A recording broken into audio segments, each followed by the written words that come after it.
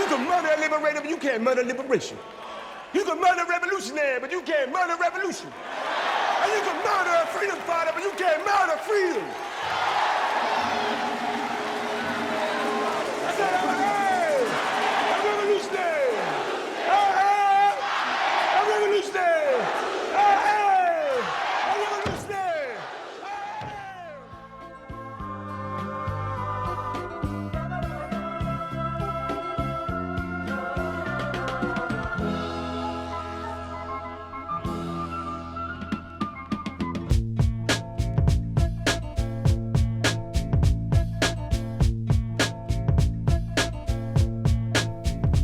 Welcome back, everybody, to the Film Bros Podcast. My name is Isaiah Lucas, and I am joined by my co-hosts. Abraham. And Nick.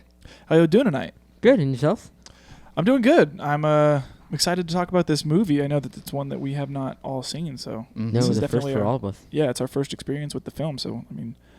Yeah, it was a big history lesson for me. Yeah, yeah, me too. Yeah, Fred Hampton is definitely a guy that you don't learn about in history. Not No, at not at all, all. man. Yeah. I think one of the first experiences I've had with the Black Panther party or group is in I want to say Forrest Gump. it would seriously no and as sad as it sounds, it was in Forrest Gump. Yeah. And that's the only experience I've had from them. Yeah, I could say something similar, but I could also say I've sort of heard like the name Fred Hampton. I think I had mentioned this in the last episode. Like I've heard his name thrown around in like Rage Against the Machine songs. Yeah. Mm-hmm. And so I was aware of who Fred Hampton was and you know what he stood for and what he created. Mm-hmm.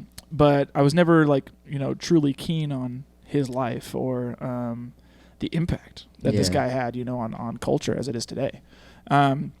So it was really cool to go into this and not only learn but be entertained Mhm. and like hear this crazy whodunit story. You know, it's kind of wild that this was truly like this was based on a true story. I was about to say, because it almost seems like this is something that could only happen in the movies, you know? Yeah. Where there's so much like backstabbing and people lying and all that kind of craziness. I was really surprised to hear all of it was pretty much true, right? Yeah, and that's one of the things that like I really enjoyed about this film is it kept me intrigued the entire time Mm-hmm. because there was just so many things going on that the entire time I was just like, oh shoot, what's gonna happen now? Like, oh man, homeboy just said that this guy's an informant Mm-hmm. and he's killing people. Mhm. Like, oh shoot, what now? What's gonna happen? You know, like it's pretty wild. So I'm excited to talk about it. But I mean, off rip. Well, I mean, what did you guys think about it? Like off rip. Before getting into it. I don't know. It was kind of a difficult movie for me to watch, just because, I don't know. I didn't know too much about it, and to me it was like I was thrown a lot of information in such little time, if that makes sense. So it's just kind of hard to grasp it for me. Okay. So I'm excited to see what you guys thought about it. Okay. Yeah. I thought it was okay. I thought it was pretty good. The only thing that kind of brought it down for me was the first half, and I think I kind of fall in line with you, AB, where it's just there's a lot to kind of grasp onto, and you know I think it kind of falters in terms of like narrative for me. But more towards like once we focus on the emotional side of these characters and the relationship that they build together, that's when I'm really buying into this movie. Okay. So. Mm-hmm. All right. Well, let's break it down then. So this movie is. I should even. I know. haven't even said Yeah, the you title. already said the title of it. Yeah. So the movie that we are going to be talking about today is entitled Judas and the Black Messiah. Came out in 2021. It was directed by Shaka King and was also written by Will Berson and Shaka King. And then I believe the Lucas brothers, Kenneth and Kenny Lucas, helped out with the story side, but Will and Shaka are the ones that wrote the screenplay for the film. So we've got that out of the way here. The synopsis of this film, I would say, is, you know, about the life and death of Black Panther. They reference him as chairman, but I would probably say, I mean, I don't want to be incorrect here, but I'm not sure. He seems. I don't know if he's the the creator or not. He seems more than just the chairman. He seems kind of like that one anchor point, you know, that everyone holds strong to. But, you know, and this is, you know, going to show a little bit of my ignorance towards the Black Panther Party and stuff like that. And at least when it comes to that point in history, which I will need to do a little bit more research on, because this kind of stuff does interest me. So I'm gonna definitely do that. But so we take a look at the life and death of Chairman Fred Hampton of the Black Panther Party and his life, and the kinds of things that the Black Panthers were doing at the time in the town of Chicago, I believe, and all over the United States with different factions, but also following a man named Bill O'Neill. O'Neill. Yeah. Okay. And Or we follow. Is it Bill or William? Well, they call him Bill for short, but his real name is William. Government name is William. Okay. Yeah. I was confused because he's titled as William, but I remember him always saying, "Oh, I'm Bill." Yeah. But Wild Bill. Yeah, it goes for Bill for short. Okay. So we also follow this man named Bill O'Neill, who sort of acts like an informant to the FBI about the Black Panthers. And the only reason that he's doing this is so that he can get out of like a plea deal, essentially. He's, been boosting cars and stuff and doesn't want to go to jail for what he's been doing. So the FBI at the time is wanting to investigate heavily into the Black Panthers and what they are doing in America. And they use this man to be a rat, essentially, and get him in there, infiltrate it, and essentially give them information on what they're doing in there. Yep. And we follow these two people getting closer with one another and getting by the skin of their teeth, pretty much on a regular basis. So, I think it'll be an interesting episode, and I'm excited to hear what you guys thought about this movie. So, sure. If you haven't seen this movie, definitely go check it out. It is on HBO Max, and I believe it has been streaming on there for some time. So, go check it out while it's still up there. And if not, I don't know. You could rent it. That's great if you want. But if you have HBO Max, go for it. It's up there. I think we all streamed it up there. Yeah. Is that correct? Yeah. Okay. All right. So go check this movie out if you haven't. And we are going to be talking about some spoilers. So if you don't care about spoilers or anything like that, definitely continue listening. And if you do care about spoilers, pause that episode. Come back. Go watch the movie and hear what we have to say about Judas and the Black Messiah. So, first off, I'll go ahead and get us started with my first favorite scene, which is whenever we first get introduced to Fred Hampton. And Well, it's give me some context there. So I believe this scene takes place maybe 10 or 15 minutes into the film.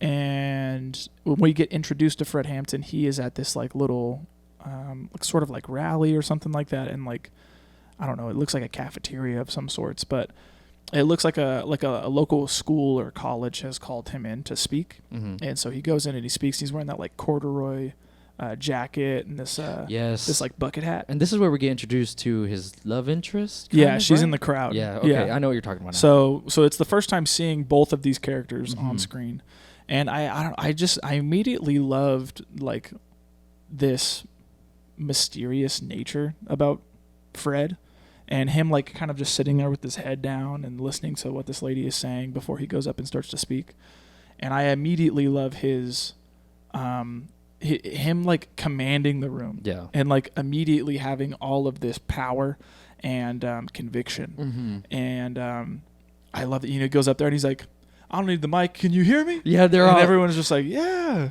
and he just starts going in and just starts talking about the Black Panther Party and what they stand for, and a lot of the racial issues that were happening at the time, and he's just spitting facts the whole time. And I gotta say, dude, anytime Daniel Kaluuya is on screen in this film, man, I'm like, dude, he's killing it, man. Yeah, that's the word. He's captivating. Anytime he's on screen, I am entranced, and it's wild to me that this man is British. He does not. You cannot tell. Yeah, he is selling it that he is born and bred Chicago. Yeah. In this film. I even think about when he was in Get Out. You can't even tell he's British. And then seeing that he is British when you showed us the acceptance speech, I was like, no way. There's no comparison. Yeah. And you would consider this like a recruitment speech, right? He's getting the crowd rallied up and readied, and he wants more people, because that's his whole motto, right? Is for the people. He wants more people to be a part of his rally, and I really like it too because, you know, he gets through it all, and he's kind of like abrasive and really like, you know, hammering home his points and all that stuff, and you know, everyone decides to leave, and it's the I forget her name. What's her actual name in the movie? Deborah. Deborah stays behind, and she kind of like, it's cool to see how, you know, she's already that combative nature to him, right? Yeah. She says like some of the things you said I don't agree with or something, right? Well, she says something like, if you want people to be more receptive to your message, you shouldn't be so abrasive right at the beginning, like, or something to that effect, right? Yeah. And she goes, like, she, you know, you can already see this kind of like, she's kind of into it because she's looking at him and smiling. Yeah. And, you know, at first you don't think she's going to be a big character, but later on down the line she is. But I liked her introduction here, and I liked her characteristics. I like how she also calls him a poet. Like she says, like, do you like poetry? And he's like, nah, like in the words of Che Guevara or something like that. And he said, like, words are beautiful, but action is supreme. And that's, like, one of my favorite quotes. Yeah. And first of all, it's a fire quote. Yeah. But he you know, says that, and she's like, well, you know, if you used your words more wisely, like, more people might be able to, you know, be more receptive to your speech, you know, your speeches and stuff. And then she's like, in the way, you know, the way that you do use words, you are a poet. You aren't wanting to call you aren't wanting to call yourself that. And it's like you know, like you said, like an immediate connection between the two, and you can kind of tell that there's like something there. And it's really cute and really like, I don't know, you could tell that there's gonna be something down the line. Yeah, so. Definitely. I didn't think there was, though, like you just said. You didn't see it? I didn't see it. She definitely, I thought she was just a concern. I legit thought she was just like someone like trying to call him out, like, because in that scene you see someone get up when he's straight up telling him. Yeah, like, and he decides to leave, and he's like berating him on the way out, right? He's like, hey, like, you need us, like, be here for us. Like, you're gonna need us eventually. Like, just listen to what I gotta say. So that's what I thought she was doing. She was like, hey, if you want people to listen to you, maybe you shouldn't be like so straightforward. Yeah. So I straight up didn't think she was gonna be anything. I don't know. It's just the way that they decided to film that whole interaction of her, like, kind of looking up at him, kind of like. It is a good interaction, though. Intimate. I for some reason I felt the intimacy there right away. Like, I immediately was like, oh, I think she's kind of is into this guy, or you know what I mean? Not only for what he stands for, but just him as a person. I think she is digging it. Look at how he looks, though. Or what do they say? Dig in. Dig in, dude. The ridiculous FBI, being totally off on their way of talk. You can call him. I don't think you've ever heard dig in. He's like, oh no, I have. I've heard it. And then of course, use it in a sentence. Of course, we get the whole, you know, follow up of them reading it and being like, what does that even mean? Yeah. We didn't even write this. Yeah. Crazy. Yeah. One of my favorite scenes, I think it's earlier in the film, but it introduces Lakeith Stanfield character. His name is, this is when we get introduced to Bill O'Neill, right? I believe it's beforehand, because we don't get introduced to Fred Hampton until the you know, the deal. Oh, okay. Well, let's bring this character up, because he is a crucial part of this. Yeah, this is more towards the beginning of the film. Yeah, this was one of my favorites because, you know, we get to see this guy, and you don't know him, right? Especially me. I don't know anything about the story. So he goes into this bar, and he is like, you know, you think he's a kind of like a crooked cop, right? You think he's a Fed. Yeah, you think he's a cop. He does it so good. He does, because he says, everyone grab the wall, like, put your hands up. You know, he's checking everyone, take everything out of your pockets, and he's being like this complete D-bag to everyone, right? And they end up taking all their stuff out of their pockets, and he grabs the keys, and he goes, is that your car outside? And the guy's like, yeah, of course. And he goes, and he pulls out his little, he comes into the bar and he goes, read it. What's that say? And he goes, FBI, right? Yeah. And everybody's just walking. Yeah, so immediately you're like, okay, this is an FBI agent. Cool. You know, he's just seizing a car that's been stolen, just like he said. And then the guy's like, hold on a second. What's an FBI looking for stolen cars? Yeah. Or, something like that. And the guy goes, you're not even FBI. And immediately, like, he gets his hat knocked off, and he goes, you're just a little kid. Yeah. And he runs to the car, and that whole altercation is yeah, it's pretty wild. It was wild. It's a big bro moment for me, because at first you believe it. Yeah. And what causes him to get found out is his hat falls, and he picks it up. And he says, you're just a kid. Mm-hmm. And and the guy looks at him, he goes, you're just a kid. He goes, wash those eyes or something like that. It pulls out his little switchblade. Pulls out his switchblade, and I said, dude, he just got caught. Yeah. He got caught up. and it just runs away. It's a pretty smart idea too. Yeah, I had no idea that that would be for boosting cars. Yeah. So when I'm sitting there watching it happen, I was like, what is his relation with the FBI or anything like that, or like is he legitimately FBI. in the FBI, Yeah. And then whenever he come to find out, oh, he's literally doing that just so he could steal cars. Mm-hmm. Yeah, it's a pretty genius business strategy, at least at the time. Yeah. And I love his kind of defense of it too when he's getting interrogated. Dude, that's my favorite. That's one of my favorite quotes. Yeah, when he, he's essentially I believe his name's Roy, right? Yes. Yeah, dude. He plays wild characters. Yeah, he does. I like him though. What's his name? I forget his name, but he's in I'm Thinking of Ending Things. He's in Breaking Bad. Yeah. And he plays kind of this like weird standoffish kind of like. He's in Friday Night Lights too, I think. I'm trying to find him right now. The TV I'm on show. IMDb. Yeah, he is perfect for this role though, as this like very white. He's cop. in Power of the Dog too. And I think he got Oscar nom for it. Yeah. That's what I'm talking about. Yeah. He's a great actor, but in specifically in this role, I think it fits him perfectly. Yeah. With his demeanor, he's kind of like this he almost seemed he's gentle, but deep underneath you can see that he can be very cruel. Yeah. He's one of those type of people. Yeah. But I love what he has to say about his whole racket, and he's like, why don't you just rob people like a normal person with a mask and a gun? Yeah. And, why the fake badge? Yeah, and Lakeith Stanfield's character says like Jesse Plemons. Oh, that's his character. That's his actual name. Yeah. Lakeith Stanfield's character essentially says like, well, where I'm from, a badge is much scarier than just a gun. Yeah. It's like because you got the whole armor behind you. Yeah. That says a lot by itself. Yeah. Like, I mean, even now, I feel like a badge is kind of scarier than a gun. Oh yeah. So it's just it's true in that time especially. So that was like when he said that, I said, bro, that kind of hurts. Yeah. Yeah. It's pretty heavy, and that's exactly why he's doing it, is because it's successful, and he's gotten probably a lot of cars out of it. Yeah. Seriously. But, the favorite scene extends to where he gets in the car, he locks the door, and they're all out. He gets the switchblade and cuts open the top of the roof and is trying to stab him with it. And, man, does he get hit? I thought he did stab him a little. I thought I did, but then... I was wondering why he got cut. I didn't know if it was like the cops beating on him or if he actually got stabbed. I think it was the cops. Okay. But, yeah, that whole introduction to this character, I immediately knew that he was, a man to thieve, or a man he was a thief, and he wasn't ashamed for it, and he was now in a position where he has no freedom. Yeah. And he is going to have to accept any deal that comes to him because, like the man said, what is it? 1 year for a switchblade and 5 years for a car or something like that. No, it was like 1 or 2 years for the car and then 5 for impersonating a federal federal agent. Yeah, so it's either help or 6 years in prison. Yeah. And we know from last episode, prison is not a good option. Yeah. Not at all. Seriously. That's why I loved it so much. Yeah.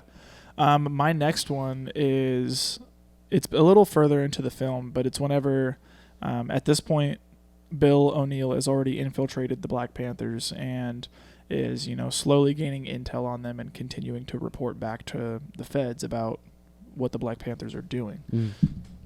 And, excuse me, my next favorite scene is whenever they go to meet up with the Crowns. That's my next favorite scene as well. I love this scene, dude. So, so at first, whenever we got introduced to the Crowns, I was like, I wasn't quite sure. I don't know who these people are. They don't do any service in telling you the history of these people. And then we come to find out that it's like a gang like in Chicago, and there's there's the Crowns, and then there's there's another gang in town, and there's another one they're all divided. Fred Hampton's whole idea is we need to unify, so that way whenever it comes down to a revolution truly happening. We have the numbers in order to back us up, and he ends up forming what's called in the movie the Rainbow Coalition. Dude, so it's like a mix of the Black Panthers and the Crowns and there's even some white people. Yeah, there's he had the whites, the Puerto Ricans, there was other guys, of all nationalities in there. Yeah, and he's essentially saying all of us, we're all fed up with the current system and all this stuff, and we're ready for a revolution. And that's a little later down the film. So this scene where they go to meet up with the Crowns, and Fred Hampton goes to break the idea to the leader of the Crowns, is so intense. Like immediately when they walk up, like everyone's got guns, everyone is just ready for a massacre. Basically, yeah. And I gotta say, every time I'll continue to say it, Daniel Kaluuya is on the screen. He's incredible. I'm like, dude, this guy commands the room, no matter what. Like, no matter the circumstances, all these people like have guns on him, and I feel like it's because they know he's of power. Yeah, and that's one of the things that I maybe think I love about this character is that he carries so much power in the way that he speaks, even the way he walks and the way he acts. Like, you can tell that this man truly does have something, and it's wild to think that like Fred Hampton was only 21 at the time, like doing that stuff, which is crazy. The fact that as much stuff as he has done in 21 years of his life, I'm blown away, and I'm thinking to myself of like, dude, what am I doing? Yeah, like absolutely nothing. Feeding kids breakfast every day, educating children, giving out free medical care. It's but that's insane. Yeah, to have done all that at 21. I haven't done anything then. That's what I'm saying. That's what I'm saying. Like he was dedicated to his mission, man. Exactly. The resolve he carried with his mission was incredible. Yeah, but I truly do love this scene and just the intensity of it and the tenacity of it. I feel like there's so much at stake, and Fred is giving this message of unity and saying like, we can accomplish so much more together than apart, and us being brothers, essentially, it's only right that we do this, and it would be silly of us to think that it could be done any other way. And I also lumped this scene into, because after that, they exit, and Bill starts to drive off, and another one of the Black Panthers and a couple other people get in the car with Bill, and they tell him to drive, and they pull a gun on him. My favorite scene. And so that is like a whole other favorite scene, bro moment in and of itself. But there was another bro moment that happens before that. Yeah. Whenever Lakeith Stanfield's character locks eyes with the guy that he stole the car from in the beginning. And dude, I remember immediately, like whenever they focus on him and like you kind of see that guy recognize him a little bit, I was like, that's the guy that he stole the car from. And then it cuts over, you see the guy like, almost stabbing him. And excuse me. And dude, I immediately was just like, oh shoot, like what's gonna happen right now, dude? And the guy like starts to talk, and he's like, don't speak until spoken to. Wait, and he even says, so I see you turn in that badge. And I was like, bro, he just got outed him. And then, like you said, he gets told, like, don't speak until you're told. Yeah. And gets put in his place. Yeah. And I was like, that's like the, I think it was just a cartoon when they just go, phew, like they're just wiping their sweat off of them. Yeah. That's what I think that he's like, oh, dude, that's a lifesaver right there. Yeah, but then it moves into your favorite scene, which is insane. Yeah. Because he goes, since that guy spoke out loud, one of the other Black Panthers, I think her name is Judy. I think so. Yeah. She's the one that gets in the car with him and tells him, hey, do you got your piece? And he's like, yeah, it's in the glove box. And then points it at him. Grabs it, checks if it's loaded. And points it at him. Yeah. I was like, imagine having your own gun pointed at you. Yeah. That has to be the worst feeling. Yeah. And so they get to this like dark alley, and she goes, so what is that about boosting cars? Or about a badge? Yeah. And he goes, no, it's going to sound crazy and blah, blah, blah. And he goes, I used to carry a fake badge and boost cars and this and this and that. And she goes, is this how you got this car? He was like, well, yeah. Well, it's not true, but he had to lie. He had to lie. Like, dude, and his lying skills are like, yeah, dude, it's saving him so much. Speech 100. Yeah, dude, for real. And he was like, oh, I hotwired this car. And then she was like, do it. He was like, I don't got no tools for that. Boom, pulls out her switchblade, pops it, and he's like shaking. You can see him. Yeah. Shaking. The whole time he's like, hold up. It's like, it doesn't look like he knows what he's doing, which he doesn't. And he eventually just gets it on. Yeah. And he goes, oh, and sits back. And then, I don't know who the other person was back there, who, what's his name? I'm not sure. Says, so how'd you get the keys for this hot ride? Yeah. And he just looks at him, starts chuckling a little bit, and says, oh, come on, I had my buddy switch the locks for me. And I was just like, yeah, no freaking way. In all honesty, the Fed's giving this car. Yeah. And I was just like, dude, you're so smart. Mm-hmm. Yeah. I don't know how the heck you got away with that. Yeah. Especially under so much pressure, and you almost about to die, basically. Yeah. Mm-hmm. I don't know. Yeah. Pretty wild. One thing I kind of wanted to rewind back with is, and I noticed it, but it was during these tense moments, especially whenever they're meeting with the crowns. Yeah. You know, when they're doing that slow reveal of him kind of recognizing him, there's this kind of like sick jazz guitar, like yeah.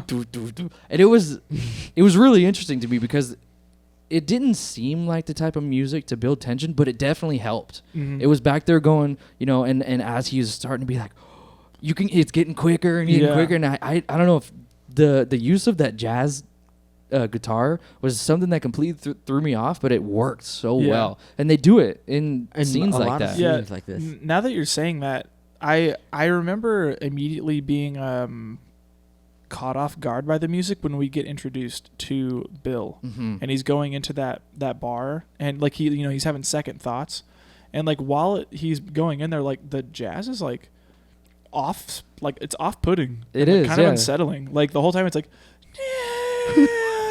Like it's like kind of like almost I'm in like in a horror movie. A little bit. Kinda, like I was sitting there listening to it and I was just kind of like, what is about to happen, dude? Like this music is kind of throwing me for a loop here. I don't know what's going on. Yeah, the way they use jazz to build the tension. Yeah, I think it was effective for me. Yeah, I that's one of the things I really do love about this film is the score. Yeah, the score is actually really beautiful. I really do like it here, and I love I love the elements of free jazz and cool jazz in it, and it definitely feels of the times. Mm-hmm. Yeah. So I really enjoyed that aspect of it.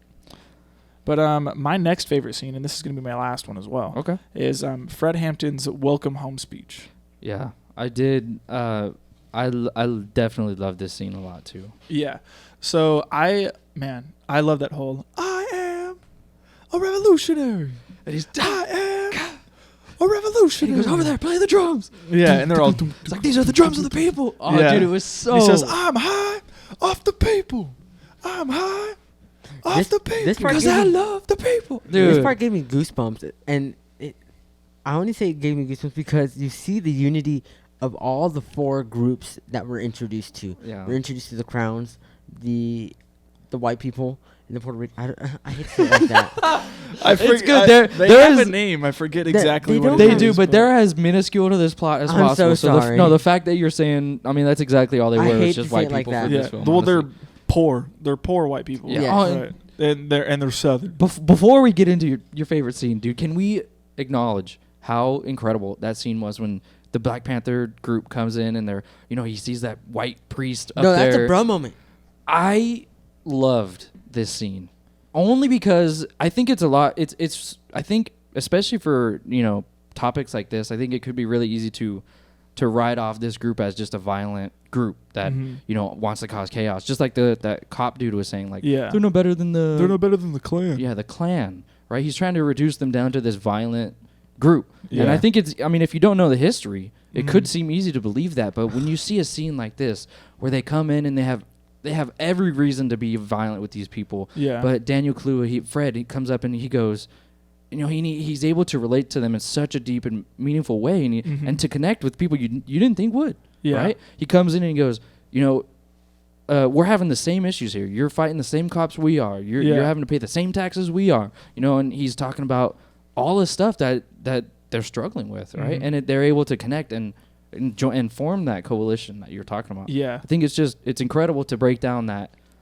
violentness about them and to see that that's not what they were truly about. Yeah. Especially because, very often they get rid of their handguns. They get rid of their weapons. Yeah, before even going into any situations. Yeah. And they're for the people. Yeah. And I think if you could see this film, I think it kind of destroys that notion of just a violent group. You know what I mean? Which I appreciated a lot because I know it's a lot more powerful than what I feel like a lot of racist people would make it out to be, right? Yeah. So I wanted to bring that up, but it leads in, or it's a part of yours, right? Yeah. Yeah. So it goes into where, No, you you're know, at this point in the film, Fred Hampton has been, and this was a bro moment for me, he's been arrested For nothing, dude. for For 5 nothing. years. I have it written down here. He got arrested for 2 to 5 years for stealing ice cream. I know. It was like Ice $70 cream. worth of ice cream. Yeah. And I don't even think it's true. Yeah. And like it blew my mind that like for real the FBI was like doing anything and everything they could to like get this man in jail. Yeah. And it's like, are you kidding me? Well, they Ice know what he's capable of. Yeah, and that's the thing is, you know, that's one of the reasons why I think we don't really learn about guys like this in history, because I don't know, my personal opinion, I think people would hear this stuff, get radicalized by it, and realize that, you know, like, hey, History's one-sided. There's some truth here. There's some truth here to these things that this guy is saying, and you guys are not saying anything about it. You guys are trying to hide it, and you're trying to silence this man. It's one-sided. You know? Mm-hmm. Exactly. And like that's why I think, you know, we learn a lot about Martin Luther King, who is equally as important, but you know, we never hear anything about Malcolm. Mm-hmm. We never hear anything about Fred Hampton. We never hear anything about Huey P. Newton. Like none of those guys. Yeah, I don't know who Huey P is. Yeah, like I don't know. Like I'll have to say too, I'm ignorant on the fact of who he is too, but I know he plays a big crucial role in. I know now. Yeah, in you know the Black Panther Party, Mm-hmm. and so like I you know, opinions aside, Yeah. I do think that is why we don't, or at least we get a very one-sided judgment of who the Black Panthers were. Definitely. Mhm. So, but yeah, man, this scene, it's so, you know, Fred Hampton ends up getting out of jail and he is welcomed home by like, we could almost say like these 4 factions Mm-hmm. of people, but all under the same bridge or under the same, you know, umbrella as the Rainbow Coalition. Mm-hmm. And it's at this point, you know, Fred Hampton gives this whole, you know, speech about unity and about, you know, doing what he does for the love of the people and for the power of the people. Mm-hmm. And man, it's pretty insane to look at Daniel Kaluuya as an actor Mm-hmm. and recognize that this man like got like Fred Hampton's mannerisms down. He got his accent down. Like everything about this man, like he truly studied him. And I say this because after watching this on HBO Max, there's another little documentary about Fred Hampton called The Murder of Fred Hampton. And it's straight up like actual footage from the 70s, like when this stuff was happening, late 60s, early 70s. And, you know, they show like the murder scene, that entire apartment, like the bullet holes, like they show everything that happened. Like they detail it like it's you know, investigators coming in. It feels like declassified footage that was filmed. And you know, it goes into footage of Fred Hampton speaking, and you know, he was just as powerful in real life as he is portrayed on screen by Daniel Kaluuya. And it was really cool to see him harness that and go and see that in real life, you know, see what the actual Fred Hampton was about and how he commanded the stage and the microphone, and then see Daniel Kaluuya like do that exact same thing and match that. And you know, it just goes without question, I understand why this man won Best Actor or Best Supporting Actor for it. So, but yeah, I love this entire scene, man. And I love, like, we were talking about it a little bit ago, like how like he'll say a couple of things and then he'll be like, play the song of the people or something. Yeah, very involved. And, you know, they're sitting there playing these bongos and stuff and everything. And then, you know, he says like, I want you all to repeat after me. I am. And then, you know, you got the whole crowd involved saying it. And it's just, it's a great scene. And it's one, like, if anyone asked me, you know, what is this movie about or right anything there. like that, I'm going to direct him to that scene and be like, watch this scene on YouTube. Yeah. Like, it's perfect. Yeah. The one thing I have to say about that scene is it is incredibly complex in regards to the amount of character interactions that are happening, because you have Fred up there, you see all of the people who were once against him now coming all together, and you see that unity, but you also see, you know, when he's talking about giving his life up for this cause, right? And you can kind of see his I don't want to call him or her his wife. Just say significant other. Yeah, partner. Partner. She was there kind of, because we know that she's pregnant. Mm-hmm. So we can kind of see her, following along. But when he's talking about his death, she kind of is like she's crying. And you can see that like there's something more to her character in regards to, what he's spouting right there, right? Yeah. And I love how they connected on later on. Yeah. And even in the scene later on, he starts to say, like, my life is not my life. Mm-hmm. Like, my life is for the people. Yeah. Like, I am not going to, think selfishly or anything like that. I am going to give everything that I possibly can to this movement and to this party. Yeah. Which is honorable. Yeah. Mm-hmm. And not only do you have that, you also have Bill, going along with it as one of the guards or whatever, or he ends up being promoted to one of the security managers. Yeah. Like one of the higher ups, right? And you can see him chanting along, looking like he's in for it. We all know he's a dirty rat. Yeah. But you look out in the crowd and he's looking at Roy. You see Roy. That was a huge bro moment for me. And immediately you see him and he's just kind of going along with it too, but staring at Bill while he's doing it, and he's just like chanting. Well, even Fred goes. Crazy. He goes, I know there's some of you. He kind of calls him out. He calls him out. He goes, I know there's some of you out there like holding one hand up and holding one hand on your gun, like like, oh dude. And that's what gave me the chills, was getting to my point, where there's so many people from different factions, and seeing them all together and unite. That's unheard of at that time. Yeah. And that's what gave me the chills, because obviously groups are going to be against each other for any reason they can get. And seeing them unite was like, oh my gosh, like that's something big happening, and that's unheard of. You never heard of that in school. Yeah. And that's what gave me the chills. I was like, bro, if we would have heard that, that would have been like, that's life changing. Yeah. Honestly, like that can be a life changing point of view, like seeing that, because again, it is one sided. Yeah. Yeah, it's definitely a big part of history. Yeah, this scene also has one of my favorite quotes in it, where Fred Hampton is saying, he in the run up to it, he says like, you can murder a liberator, but you can't murder the liberation. And he says my favorite quote, which is, you can murder a revolutionary, but you can't murder the revolution. And like, I don't know, he said that, man, I was just like, oh man, I'm getting chills. Like it's fire. Like this man, previous to what his partner had said to him, Deborah, she said like, whether or not you know it, you are a poet. Like you can tell that this man has a way of stringing words together that can command an entire audience and get them riled up and feeling that. So I really enjoyed this scene. Yeah, it was incredibly complex, and I think they did a perfect job with it. So. Yeah. Any other favorite scenes here? I don't think so. Do you have any? Yeah, I kind of merge the part where, so he, it's pretty much towards the end where Fred walks in and he sees his significant other's book, and he opens it and he reads it, and he sees that poem. Yeah, he sees the poem, and she ends up reading it to him, dude. Because you get to see her. It's an incredibly profound poem. She's reading it, but it's like overcut with different scenes and what's going on, and I think it's like it looks almost like real life scenes, right? Which I thought was incredible, and it just leads towards the end, honestly, for me. Yeah, I don't even want to call it my favorite scene. I guess we could talk about the end of the bro moment, just because it's so heartbreaking. It's disturbing. It's not hopeful at all. Yeah, it sucks that it's a rough moment. It's I don't know. This is one of those movies where especially when it gets to this point where it's almost hard to summarize the impact of what it is that happens at the end, and I would rather like people just see it for themselves and be like, yeah, this is what happened.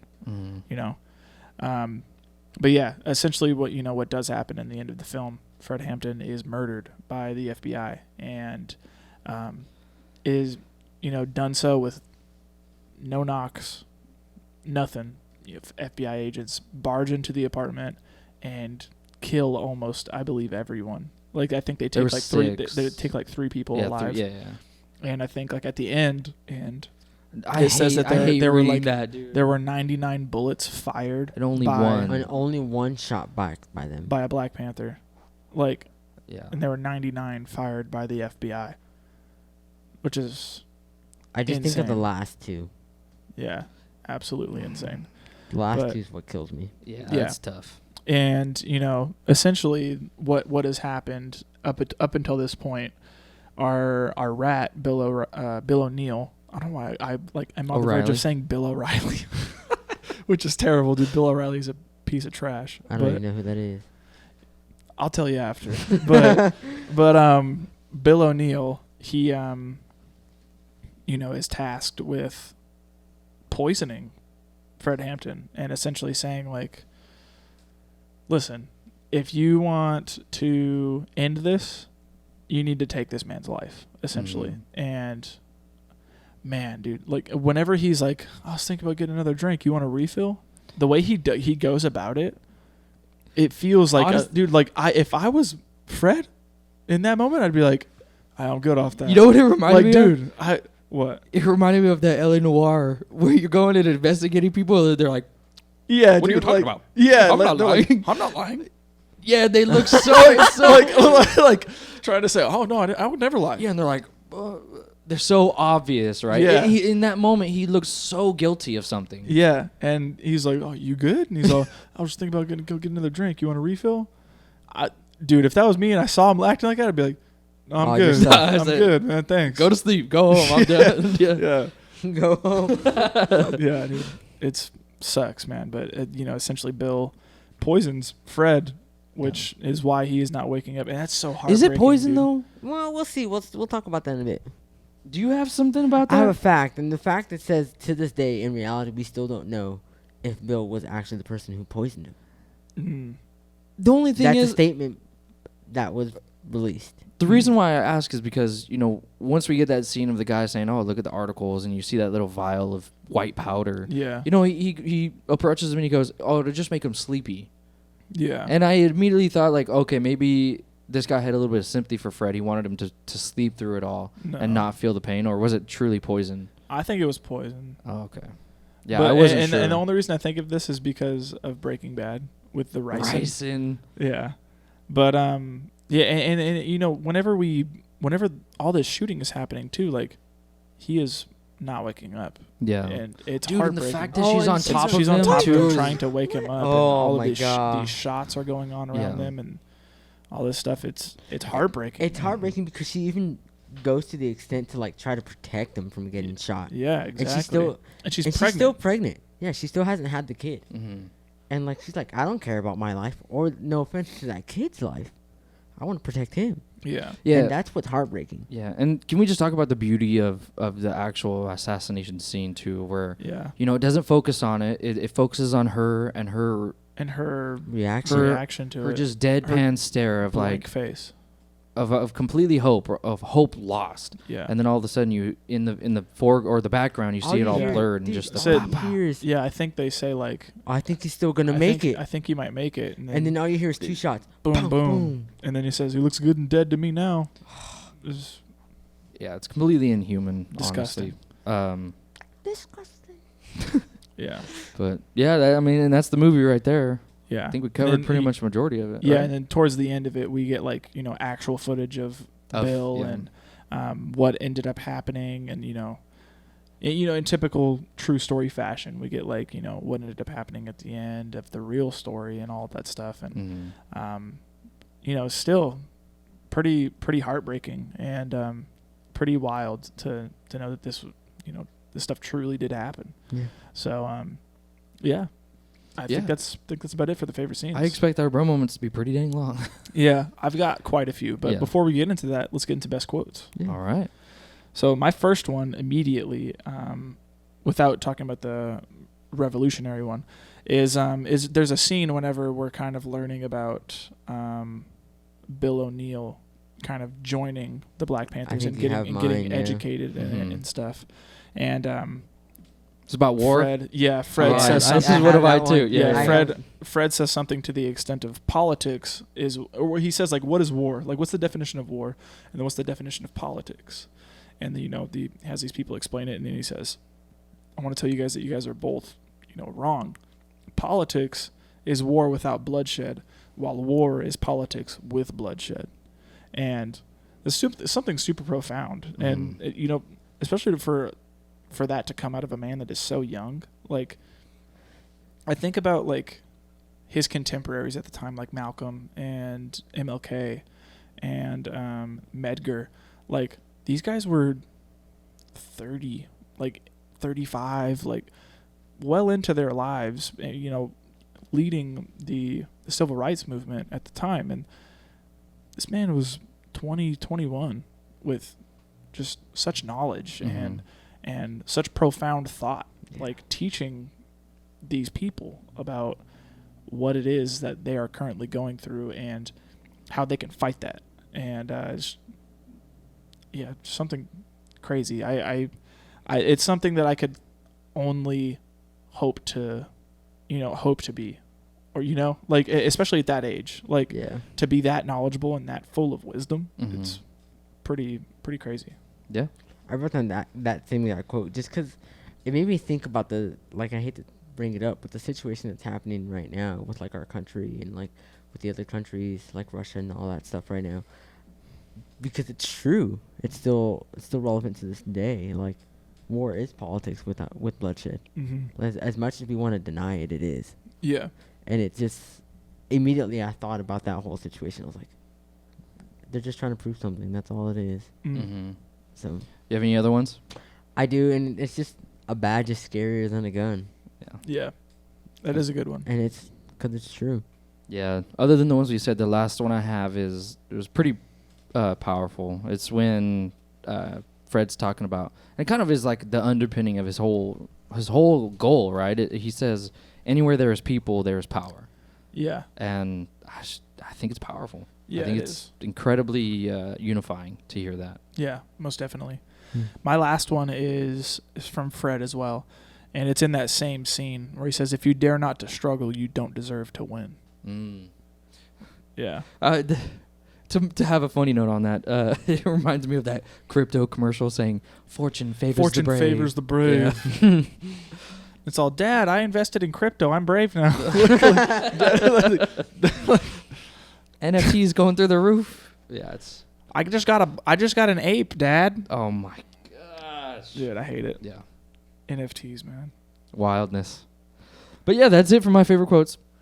That reminds me. Okay, I was literally at a birthday party, and we went to a pizza. We went to a pizza place, and at pizza places normally they have those like those. I know what you're talking about. The like tattoos, like yes, stickers things. Dude, there was a sticker over there that they called them crypto stickers, and they're like 8-bit characters, and it says like, if you buy one, you could win an NFT. Yeah, I entered it. I'm not gonna lie.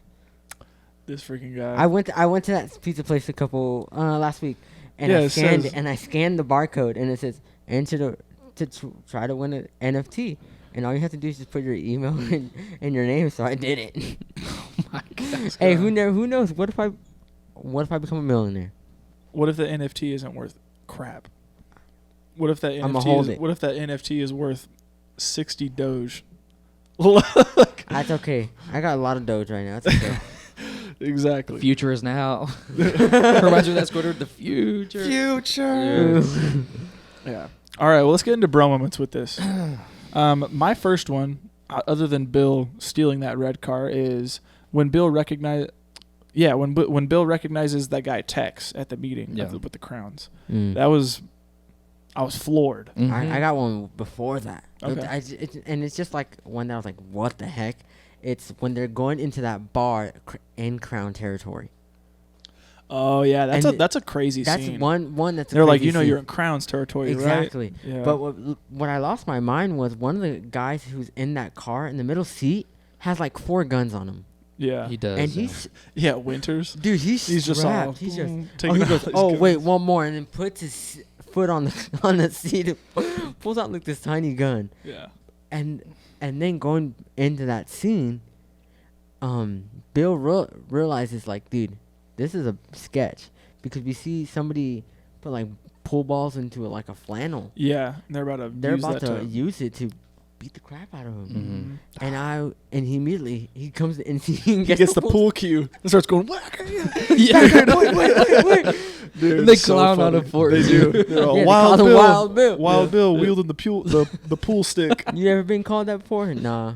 I think I've heard that before. Yeah. Once or twice. Yeah. That scene, I was just like, dude.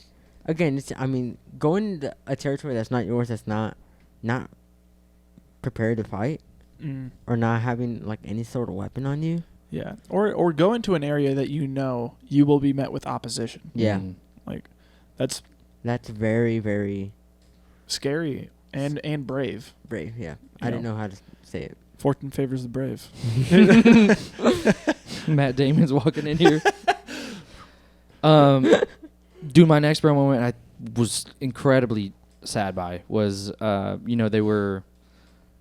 I'm trying to remember the context of the scene. It's when he's in prison still and he's writing to her and all that stuff. And, the party itself is kind of hindered because he's not there. People are leaving. They're not getting that much funding and all that stuff. Mm-hmm. And it's when they're in that building and they have to kind of defend it. There's people up there with shotguns taking them all out. And Bill is like, oh, I'm not going to, I'm going to go and check the roof. Right. Yeah. And he was going to go up there, but he sees that someone's blocking it down there. And yeah, that causes the whole firefight. It causes the whole firefight. Cops immediately are like, sniper! And they just start unloading. Yeah. And it kind of makes me really, really sad when they go in there and they burn. They torch it. Yeah. I didn't expect that. I didn't either.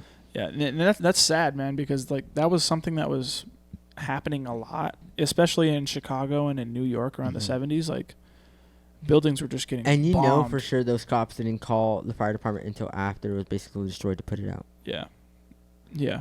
Oh no, it was definitely burnt up. You saw it in that scene. Well, yeah, we saw it, but I'm just saying, like, they weren't gonna try to stop it from being burned down. Yeah, and that leads into my another bro moment is when the community comes together to rebuild. That was like a heartwarming moment. It was so freaking heartwarming. It is, but then it's like, I don't know what Bill truly believes. Because it's true, yeah. Like he gets put in a position where he's like almost kind of like an impromptu leader. Yes, and I think what at that moment I think he wants to be what I don't know what Fred was because he has all that power. I don't know. I think he was like power hungry at that moment. I don't know. To me, it felt like this man, after spending so much time with these people, has truly started to identify and believe the things that they are fighting for, and starts to truly kind of lose himself in the informant, the position that he's in. Because, as the audience knows he's a rat, but to everybody else, he's just another brother, Yeah. And, he is there to further the cause. But to him, I don't know if he also like started to get lost in that, or started to like truly, identify and believe the things that he was told to fight against. Yeah. Which is what I want to believe. And that's why I believe, like, I want to believe that's why he, took the reins up and started to rebuild. I don't know. But I don't know. And I think that would be supported by, unfortunately in real life, whenever Bill does end his life. Yeah. He couldn't take the guilt of selling out Fred. I can't imagine how many people would be upset when they find out that he was a rat. Yeah. No trust. Yeah. Yeah, and that's seriously. I don't know. We can get back into what didn't work. This is a little bit one of my criticisms there of just Bill's character arc in general. Kind of. Well, we'll talk about it. Yeah. Do you have any other favorite or not favorite scenes? Bro moments? Yeah. Yeah. My next one here is finding out that George Sams is also an informant. Yes. And that was one of the things, like, so we get introduced to this character, and they start talking about, like, yeah, we thought we found this guy in New Haven, and, we poured boiling water all over him, watched his skin peel, and killed him, and then dumped him in the river and all this stuff, and, like, starts talking about all this stuff. And, Bill starts saying, like, oh, man, hey, you're lucky that guy wasn't around me. If he was around me, I would have killed him. Like, and he's putting on this front. He that, looks so suspicious, though. Yeah, he starts saying, like, I would have done all this. I would have done this. And, he's trying to overhype it. Mm-hmm. He's trying to, sell this picture that he is, a true Panther, when in reality he's not. And it's wild to me whenever we find out that, like, oh, man, they killed, like, a fellow Panther because they thought he was an informant. It's wild to think that could happen to Bill, but then it's also wild when we find out that George is the guy who is the real informant and that they killed an innocent person. Like, and the when it really got me was whenever Roy goes to talk to J. Edgar Hoover, and he essentially says, like, you know, I got a guy that's saying that they killed an informant or something like that, and J. Edgar Hoover essentially is like, yeah, I know, George Sams, he's my informant. And it was just like, wait, what? He's like, you let him. At that point, I thought Roy was going to be like, I thought that was a breaking point for him, because I thought he was going to be like, yeah, how are we going to let that go? How are we going to let him get away with that? I also was a little questioning on his character arc as well, because it almost seemed like they wanted us to believe that he was kind of like coming to like realization of the corruptness, right? Yeah, that's what I thought. That's what I thought was coming. That's what I thought it started to get to that point, like where he was going to have an arc and like be like, no, like justice isn't being served, right? Like we need to. Well, this man killed an innocent person and he's an informant. We're just going to let him get away with it. Yeah, like we need to put enact justice on this man. And that's when he said that, I was like, all right, he's going to be like realizing like what we're doing is messed up. Yeah, but that does not happen. They don't follow through. And it just goes to it goes to show that, you know, corruption is deep. Yeah. And it's very frustrating. So, yeah. But yeah, that was one of my big bro moments. Another big bro moment, I'm gonna put two of them together, is seeing Palmer get shot. He goes up in that store and he goes, "Hey, man, Chiron." Yeah. Hey, what are you doing to these guys? They weren't doing anything. But realizing he looks so good too. Yeah, he looks fly. He looked good. Dude, those glasses. Yeah, they're sick, dude. But then realizing that the fact that I initially thought, oh shoot, he died right there, right? But the fact that how he dies, that's what neglect, I'm leading bro. To. That's what I'm leading to. What happens? He's at this hospital and they're like, oh, he died, and then the guy who saw him, I don't know his name, he goes, is Winters. Yeah. He goes, I just saw him 2 days ago. How can he die? Yeah. And they're like, no, they took him to county. They moved him. And then they moved him. And then we see that shot where he's like strapped down. Yep. And they just let him die. They didn't help him. Yeah. Nope. No, they. And I was just like, I was pissed. Yeah. I was like, that's a human. Like, put your differences aside. Like, a human is a human. Yeah. Help him out. Cold-blooded murder right there. Yep. And then even talking about murder, let's talk about Winters a little bit, and in his end, honestly. Yeah. I think it's incredibly heartbreaking to see him. You know, he went to go and get information about his friend. What was his name again? Oh, the guy who Palmer, yeah. And you know, I don't even know who that guy was, honestly. He was just another. He was another Panther that was, I believe, around like the same car. I don't want to call him a Panther. The Panther though, he kind of ratted him out. He's the one that freaked out when he dropped the gun and the guy immediately called the cops. That's why the cops came. You know what I'm talking about? No. When Winters goes up to that guy in the RV and he goes like, "Oh, that guy. That guy's not a Panther." Okay, no. yeah, that's what I thought. I believe he's just a asking. I don't know exactly who that person was. I thought you were talking about Palmer. No. It had been after Palmer had passed. Yeah. You know, he goes to find answers and he goes, "Hey, you know, I don't want you to. I know you don't know anything, but I want you to ask around." Okay. And the guy like kind of shoves him and he drops that gun. Dude, he's hiding that gun very well. Yeah. And I didn't realize what part you were talking about because I was like, I don't remember. No, I'm talking about Winter's death. Yes. And that's when, you know, the cops get called and he's running through this industrial zone and the cops are shooting at him. And, you know, he gets shot a couple times. He shoots a couple cops. He's about to jump over the fence and he has this, like, realization of, like, what am I doing? Not what it's like, what am I doing? But also, like, I'm going to die. Yeah, I'm not going to get out of this. Yeah. I'm going to... it's almost like... Do you think he had no hope in that moment? Or do you think he definitely chose death? I think he chose death. I think it was one of those things where he, you know, in the you know, I don't want to say like the, you know, the radicalness or anything like that, but like, you know, the best thing that you could do for a party is to give your life for it. Yeah. Right. You know, I feel like he, you know, truly was like, you know, either there's no way I'm getting out of this, and the best thing that I could do would be to, you know, at least take a couple out. And give my life for the party. Yeah.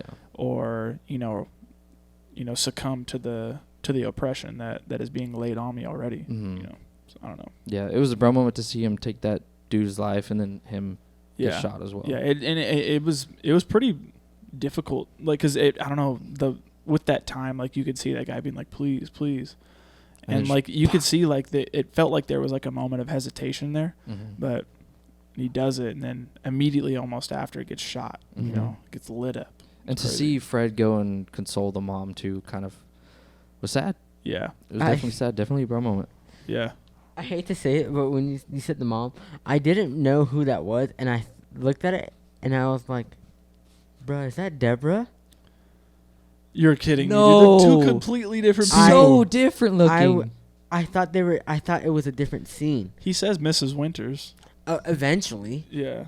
But I thought it was like showing them together. It looks so different. I was like, and then I realized it was two different people. I kid you not. I'm sorry. Well, there you go. Don't make fun of me. All right. Yep. Last bro moment I have, other than Fred being assassinated, is that guy giving Bill his old badge back. Who was this guy? He's planted by the FBI for sure. Are you sure about that? I think so. Are you sure about that? There's no way he John had Cena. it. That guy, Roy had it. Roy had that badge whenever whenever he first got caught. What was the point of the poison? I think it was possibly to try to give Bill like some reassurance that he wasn't gonna go in like a horrible way. If that makes sense. Like to Bill, he poisoned, he died peacefully. But in reality, he was either poisoned or it was those bullets that killed him. So they're never gonna know. Yeah.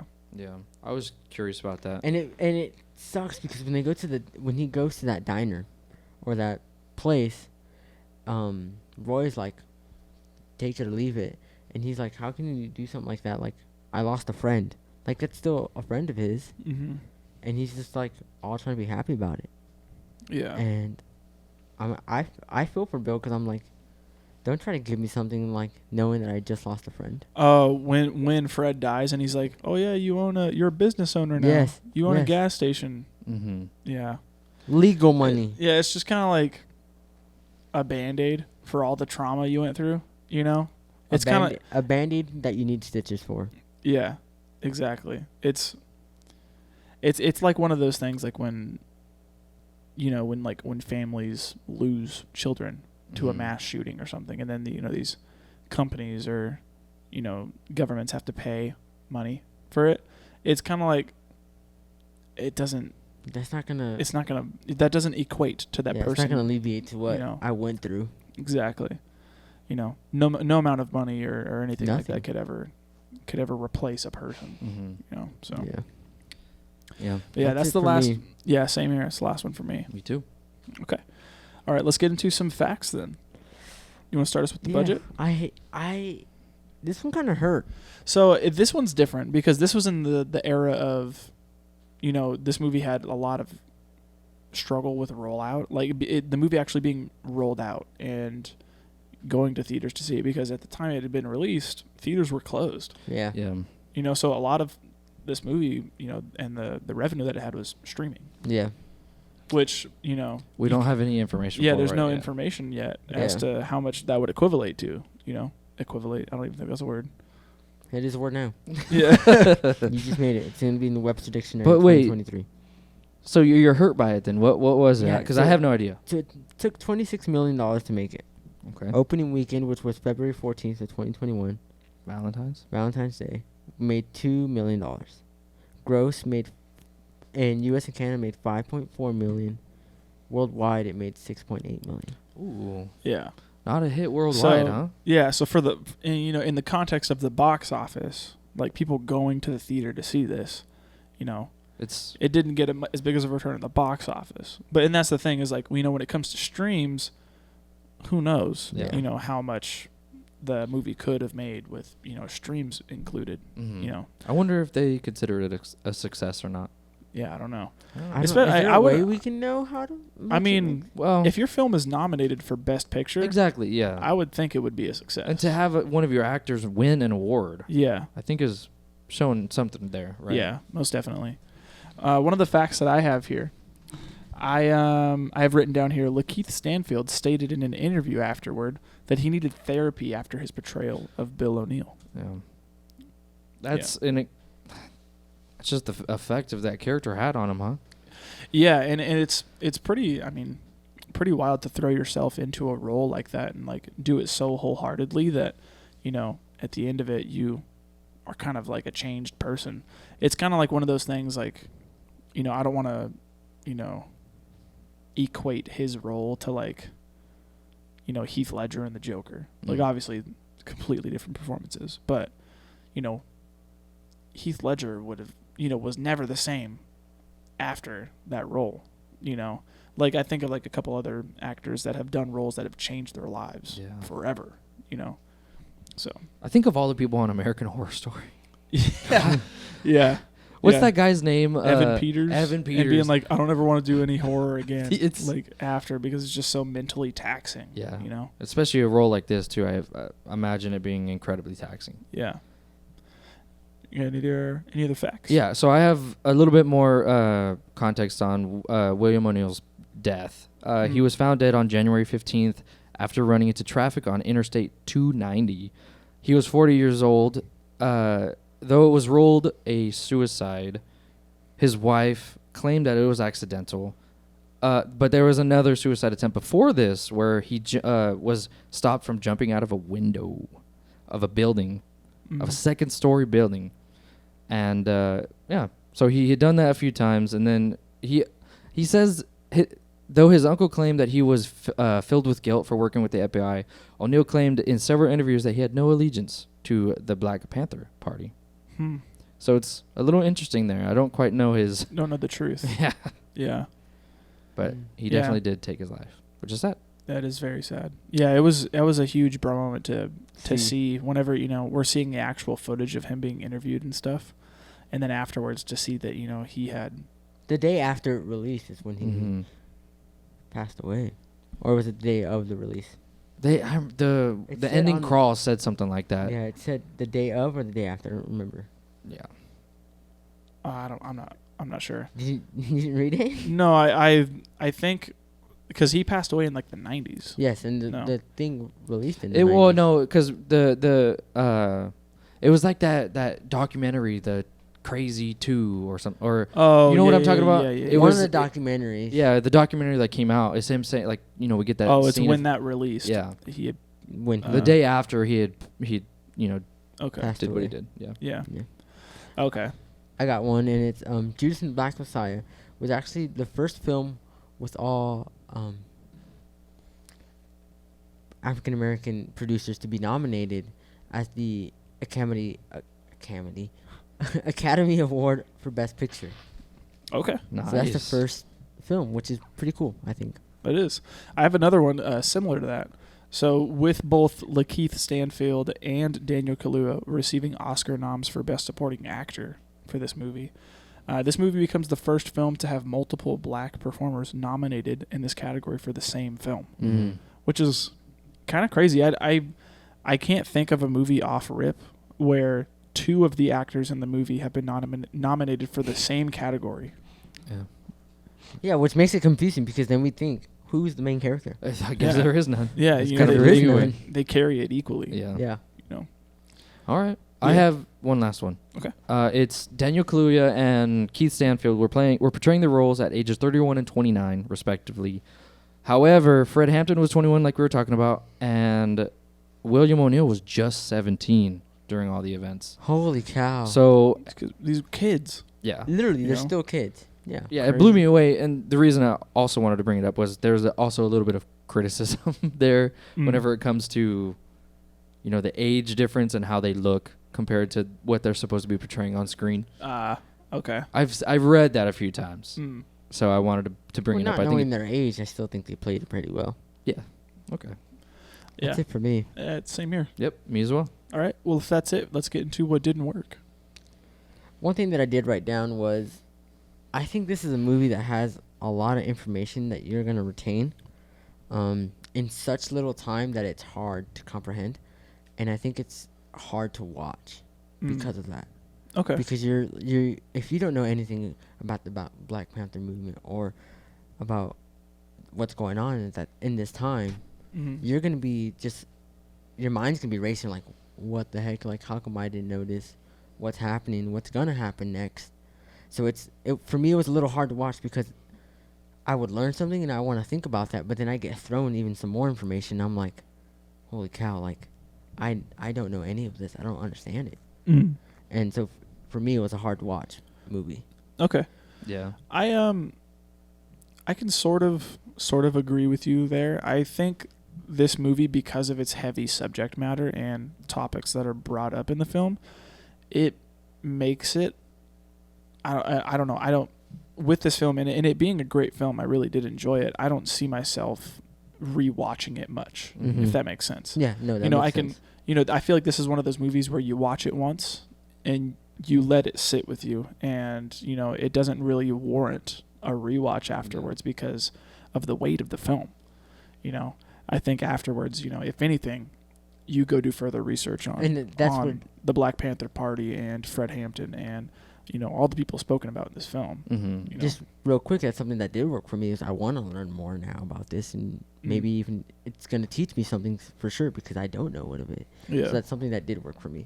Okay. I know we're not on that topic, but yeah. I don't know. I kind of agree with you, AB. It was a little not knowing all the information and getting it kind of dumped out quickly made the pacing of the first half feel incredibly jarring, in my opinion. It was not that it was hard to follow, but it kind of felt like, there's a lot of cuts and jumping and there's not really much context to these scenes. So it almost feels like it's like all jumbled together the first half. And I think that's also because I was trying to look for, you good? Yeah, I'm choking. Coffee's coming back at you. Yeah. Down the wrong pipe, my family would always say. Yeah, seriously. You just gotta look up and like a little kid. Does that work? That's what they would tell you? No, dude. I know it sounds. My parents would just let me. Yeah, that's just my dad would look at me and be choking, and he said "pájaro, pájaro, pájaro," like a bird. Look up. Like look up. Oh, to help it go down. Maybe. I kind of lost my train of thought. Oh, okay, no, I got it. I wanted to emotionally connect with some of these characters, and I feel like the first half of this film did not really help with that. And then once we get deeper into the film, when we get, deeper connection to Fred, because in my opinion, Fred is this kind of like, he's the Black Messiah, I was reading when you do Messiah characters or the one characters, they're pretty difficult to make interesting. Yeah. And I think that kind of shows, just because he's not really in the beginning, he's not really a person. He's more of his. He's like an idea. Yeah, he's more of his idea. He's more of the party as a whole, right? But it's only whenever he gets grounded to reality with his partner and with the baby, and coming out of prison and seeing that love and community was when I started to really, really enjoy these characters and connect with them deeper than I had initially, which is why I think the first half is a little bit lacking compared to the second. I can agree with that. One of the things that I think didn't work here is I kind of think Bill O'Neill's character was a little bit underwritten. Agree. I do agree. I wish we kind of got more from his character or more on the the mental state of him. Yeah. Like, he's doing this thing, and we do get certain outbursts and things as to the emotional weight and the trauma that comes with something like this. But I kind of wish we were shown more of it, or his character was written in such a way where we were told more, or shown more. Like and I believe the showing it would be much more effective. But yeah, Lakeith Stanfield did a great job with what he was given, but I do think the movie could have greatly benefited from his character being explored more, rather than just being like a mole. I definitely agree. I think that they didn't do enough to show us kind of his mental state, like you were saying, because we get some scenes where he's feeling like, oh, I shouldn't do this, and then we get other scenes where we really think that he's joining, right, or he's embodying some of the ideas that these guys are presenting to him, right? But it doesn't really follow through on that, and I almost wonder why it's really even there. Yeah, I immediately think of a scene where he comes out to Roy and says I don't even know why I'm doing this anymore, like, and is having second thoughts, like, and, you know, starts to say, like, you know, I'm starting to, like, understand where these people are come from. Like, these are my people. These are, you know, I should be helping these people and all this stuff. And, you know, it would be extremely, like, I think we would have gotten a much better, you know, understanding of where Roy's character was at if he were to, like, try to, you know, gaslight Bill a little bit and be like, oh no, they're not who you think they are, you know, and like trying to equate them to the Klan again, and like showing that he has a hard line in the sand as to what he thinks about these people, and then Bill has this, you know, conflict, like, you know, okay, I want to do this because I don't want to go to jail, but I'm also starting to identify and understand why these people are doing what they're doing and saying what they're saying, and you know, I have this moral conflict, like. I do believe that the film could have heavily benefited from something like that. Yeah, and it's because I really enjoy that idea of a man, you know, struggling with two identities, basically, right? But it doesn't really kind of follow through on that promise. Yeah. And it's kind of hard to say, like, oh, I wish it did it different because it's based off a true story. Yeah, exactly. They can only do so much, you know, until it becomes less genuine. And of course, that's more of my naivety coming through because I don't know. Yeah. I kind of craved that, right? Yeah. So, yeah. As far as what didn't work, that's it for me. Okay, same here. I hate to say it, but I think it's got more. I think this movie was slow. Okay. I found myself wishing it would speed up a little bit more. And by that I mean, like, I think some scenes were dragged out, like the scene during the meeting of the crowns. I don't think we needed all of that. I do think that's a critical scene in the movie, but I don't think we need him handing him the gun and like things like that.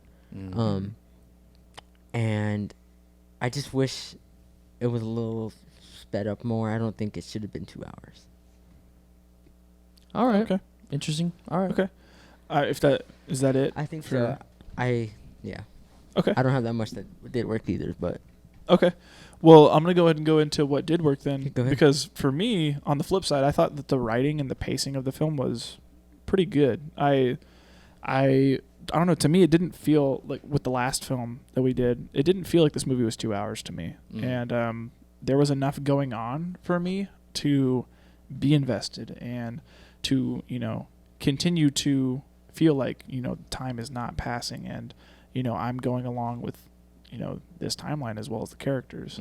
And I think that's a testament to the writing. I think that the writing is pretty good here, and I would say pretty, you know, true to the T. Like I believe that the, you know, when the writers went in to make this, they truly did go in with history in mind and wrote it based on fact. Yeah. Rather than, you know, conflating it and trying to make it more interesting for Hollywood. You know? So.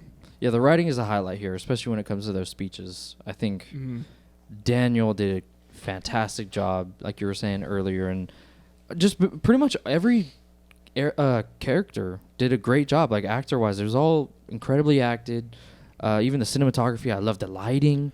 Yeah, dude, there are some the framing. It was shots, man. It was it really was beautiful, and it was extremely crisp. I noticed, like normally, like I noticed it. I always notice it in gaming when you're like playing a game, and you see it's at 30 frames per second, and it's all like jittery, and then you go to 60, and you're immediately like, oh my gosh, this is butter. Yeah. And I had that same feeling watching this. I was like, dude, this is incredibly smooth. Yeah. And beautiful. So. Yeah, there are like certain shots I would catch myself saying out loud, "Oh, that's beautiful." Yeah, like there's one where like the camera is attached to the back of the car, and we see like the back of their heads driving, and or like, you know, it's that same shot, but the car, you know, no one's in the car, and you just see like this dashboard and then the windshield, and you know, see a character get out of the car and they walk into a door, but the camera's still there, so it feels like we're on the back seat watching them, and like just a ton of great cinematography here. And like even like when we get into action scenes and stuff, like there's so much room for people to shaky cam, you know, and like try to make things all intricate and crazy looking, but we don't get that. Like I appreciate what they do a lot with the camera work here, and they make it easy for the viewer to just sit back and enjoy. Mm-hmm. So, I do think there's some crazy stills that you can find on here.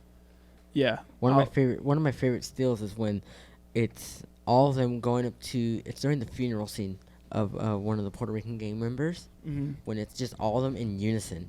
Yeah. And it like, you see like the casket over here, and then just the Black Panthers over here, and I'm like, bro, that's a cool shot. Yeah. That's a really cool shot. Mm-hmm. Yeah, definitely. Cinematography was great here. One thing that really did work, as I hinted, and what didn't work was I want to do more research and learn about this. Yeah. I think this is something that we all should learn. Mm-hmm. This is something big of history that we don't know. Mm-hmm. Yeah. And I think this could help us later in future or even now, and take it in our lives and just be like, hey, they did something here and this worked. Maybe this will still work now. Mm-hmm. So I kind of like want to just learn more about this movement, because I don't know anything about it. Mm-hmm. And so that's something that this movie did really make me want to do. That's awesome. Mm-hmm. Yeah. I could understand that, watching a film, especially a historical film that is based on true events. Exactly. Like, only wanting to learn more. Mm-hmm. So that's great. Yeah. I want to highlight the phenomenal acting in this. I know we've kind of touched on it briefly here, but man, yeah, Daniel Kaluuya, he kills it in this, and it only makes me more hyped for what he's gonna do in the future. I pretty much like every movie he's in, honestly. Yeah, So far, every movie we've seen, he's killed it. Yeah, everything that he's been in, man, I love it, and he's coming up in a fire one, isn't he? I think is he sure. I is think he he's in doing- Nope? I'm not sure. I think he's in Nope. Is that the new Jordan Peele one? Or I think he is. I think I've seen him in the trailer. Dude, I'm so hyped. excited for that. Jordan Peele, man, He's also one of those directors. Yeah, Daniel Kaluuya's in it. yeah. I'm what I'm talking excited about. for. And Stephen Ewan. Yeah. I'm excited. I'm excited. I'm excited for everything that he is going to do in the future, as well as Lakeith Stanfield. Yeah. I mean, that man can act, dude. Like, I got turned on to him from Atlanta. Mm-hmm. Yep. And watching him there, I was just like, dude, I don't know what it's about this guy, but I like him, And then you seeing him in Uncut Gems. And Have you seen Knives Out? no, not yet. He's in that, and he's good. Yeah, there's so many other movies I want to see him in that look amazing, like that, or that movie Sorry to Bother You. Mm-hmm. There's a couple other ones that he's in that I really do want to check out. I think he's in a romantic movie called The Photograph that I really want to watch as well. I believe that's on HBO Max right now as well. But yeah, I want to watch Queen and Slim. Yeah, That's a Daniel Kaluuya film I have not watched yet. That's So one- long it's been on my list. Yeah, I want to watch That's that one too. that I do want to I see. know. Yeah, You own it too. I own it. I just haven't watched it yet. It was one of those things where at Rasputin's I was like, dude, I've seen this. I want to watch it, and it was cheap, so I bought it, and I just haven't gotten around to watching it yet. Yeah. So I'm just looking at Daniel Kaluuya's filmography. Yeah. And it's on there, and I was like, no way. Like, yeah. For sure. Yeah, seeing he that- also did Black Mirror. Yeah, He was, on it. yeah, He's on episode 1, of right? Black Yeah. Mirror. That's one of my favorite episodes of Black Mirror too. The Yeah. whole dystopian biking thing. Yeah. Bro, he was in Sicario.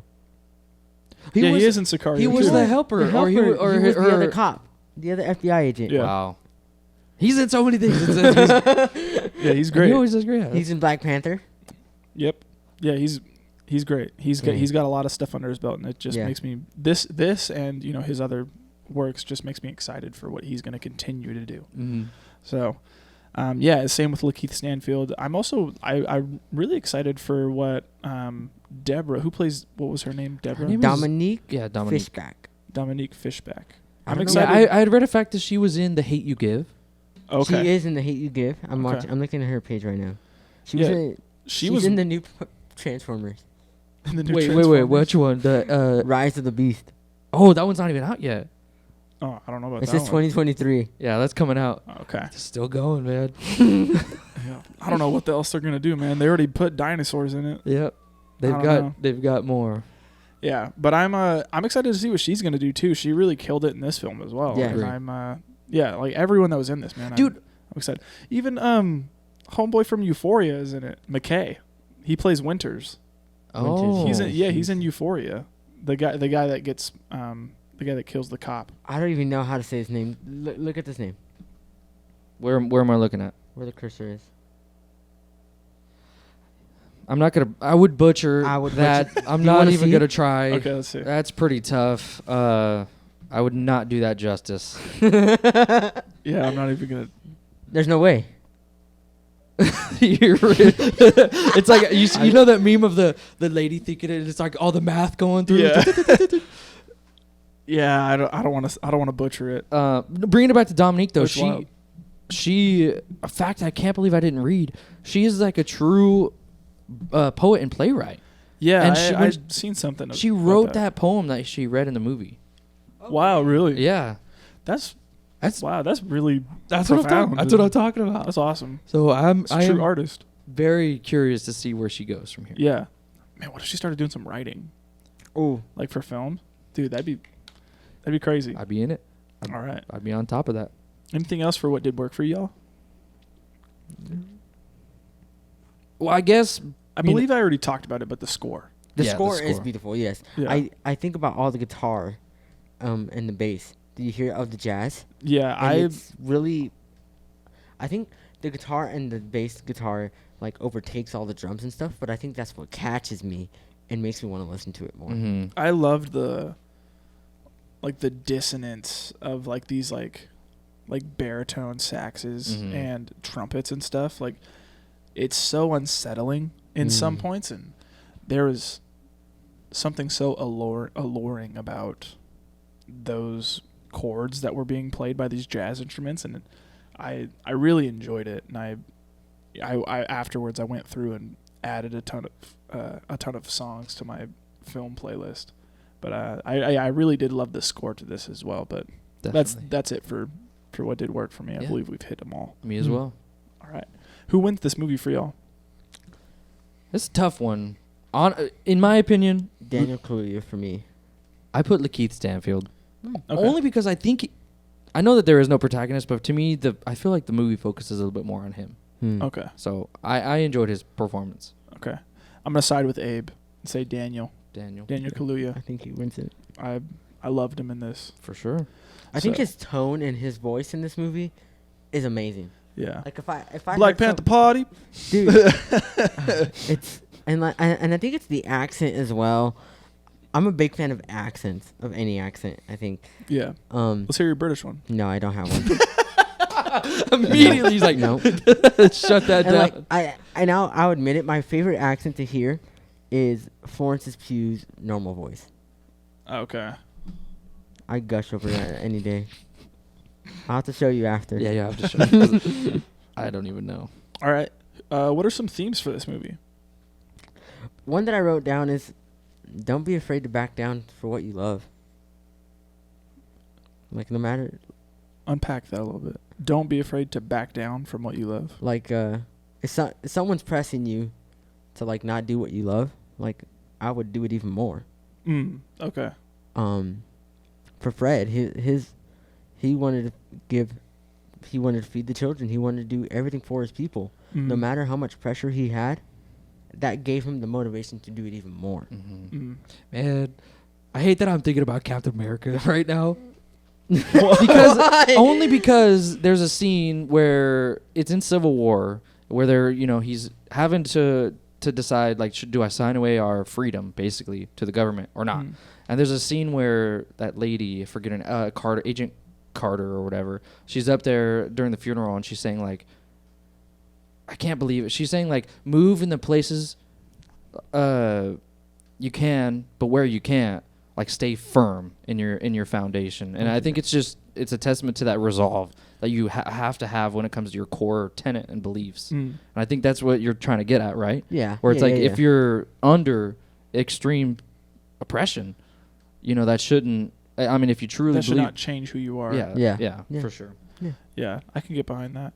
I also think this movie just has, extreme themes of unity and corruption in the government and, America's fear of ideas that challenge what's already in place. And I gotta say after I watched this movie, I left angry because I was just like, I just don't understand how America could be home of the free, but it be so close-minded and, be so set in his ways and never truly, allow for any other sort of idea that, might be too radical for the present system. So, yeah. Yeah. All I wrote down was, where there is people, there is power. Love that. That's it. That's a good one. You can kill the revolutionary, but you can't kill the revolution. Yes, sir. Power to the people. All right. What do we rate in this film? So with all that being said, I'm giving it an 8. Okay. I enjoyed this film. That's I liked it. It isn't necessarily one of my favorites, but I really did enjoy it, and I think it's something that everyone should watch. Yeah. I think everyone needs to know who the Black Panther Party were, what they stood for, and their unfortunate demise and how that happened. So, how are we feeling on decimal points? I don't. So it's kind of. I kind of don't like it. I don't. Me personally, when it comes to like giving like a 0.5 or something like that, I don't know. If I'm gonna do a 0.5, I might as well just round up. Right. Yeah. I don't know. I'm a guy to give a solid number. I know I don't like it, but I really want to give it a 6.5. Okay. But I think in that, well, maybe a 6.75. I'm gonna go to a 7. I'm rounding up to a 7. Only because I like it. There was just a few things that kind of took me out of it. But I do think it's really one of them, like an incredibly powerful message that, like you were saying, people need to see. So. Okay. This guy. What are you giving this? I am giving it a 5. And I'm giving it a 5 because it wasn't my favorite. I don't think I ever want to watch it again. But I'm giving it a 5 because I think this is a movie that would introduce people to the Black Panther, and it's something that they should watch. I think this is a movie that some people can learn from. I think that's why I'm giving it a 5. Because this is something that I want to learn. So given that, that's why I give it a 5. Okay.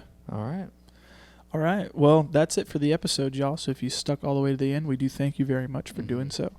Make sure that you leave us a rate and review on our podcast page on Apple and Spotify, and also go to our YouTube channels and subscribe, like the videos, turn the bell notifications on so that way that you get notified. Is that the fire department? Gosh, I think so. They heard our podcast. There's fire. We gotta get them. They said, "Man, we gotta go to their house. Put that out, bro. They're putting out too much fire." So yeah, go to our YouTube channel, like and subscribe, turn the bells on so that way you get notified when a video does get posted, and comment, do all that stuff so that way we can know that you guys are liking what it is that we are doing, and share the videos, share the podcast with people, and keep this thing growing. Yeah, we love the little community that we have built with each and every one of you guys, and it's so exciting to put out an episode each week and see what you guys not only thought of the video, but also to know that you guys want to know what we thought about it. So yeah, all right, well, I believe that is it. You can find everything about where you want to contact us or anything like that in all of our episode descriptions, but without further ado, let's hear what Nick has for his pick. Yes. So I am gonna choose the Christopher Nolan film The Prestige. I'm excited about this. I don't think I've ever seen it. I've never watched this. I've heard a lot about it, and I just know it's about magicians. It is, yes. Okay. So I want to give a few things here. One, I don't think it's streaming anywhere, so we're going to have to rent it. Okay. I think it's definitely worth it. Christopher Nolan is an incredible director when it comes to... He's a virtuoso. When it comes to... unique ideas, very, very interesting stories. I think he absolutely kills it here. I'd watched it recently and absolutely love it. And it's one of the reasons is because it has Hugh Jackman. And I'm a big supporter of Hugh Jackman. You love Hugh Jackman. I do love him a lot. Not only him, it has Christian Bale too. Yes. And they're rivals. So it's incredible chemistry between the two. Okay. And one thing I do want to preface this film with is normally with Christian Nolan films, I've talked to you guys about it a little bit. He has, there's always one concept you kind of have to buy into, right? Like whenever it comes to Interstellar, you got, the world's going to be in a dust storm. Yeah. You have to believe in 4D. Love is dimension. Love is a fourth dimension and all that stuff. And I'm thinking Inception. of The Dream Machine. Yeah. He always has that one thing. Memento, Time. And, Yeah. All that stuff. He has some things you have to kind of buy into. And I'm just saying, go into the film with that knowledge. Okay. I'm not going to say what or who or what, what it could spoil it. Yeah, it definitely could spoil it. But I'm just saying, the mystery of this movie is something that just completely kept me on edge the whole watch time. Okay. I really thoroughly enjoyed this film. Okay. I'm excited. I know it's been on my watch list for a while, and I think it's on that top 250 IMDb movie list. Sir. It is rated. I'm looking at the IMDb because I want to know who's in it. Yeah. And it's rated number 48. Yeah, out of the top 250 movies of all time on IMDb. I'm telling you, I also just kind of shook. Scarlett Johansson's in it. She David is. Bowie's in it. He is. Yeah. David Bowie's in it? Yeah, He is. He's in it. My man. Yep. I didn't even know. That's what I'm saying. My girl's on there. Scarlett Johansson. Scar Joe. Doing him dirty. I'm telling you, it's a pretty great movie. All right. I definitely enjoy it. I'm not trying to hype it up, but I liked it. I'm ready to watch. Yeah, All I'm right. ready. So, all right. If you guys want to know what we're going to be doing for next pick, again, The Prestige, go check that out and come back next week and hear our thoughts on what we have to say about that. So, as always, this has been the Film Bros Podcast. Thank you, and good night. Good night. Good night.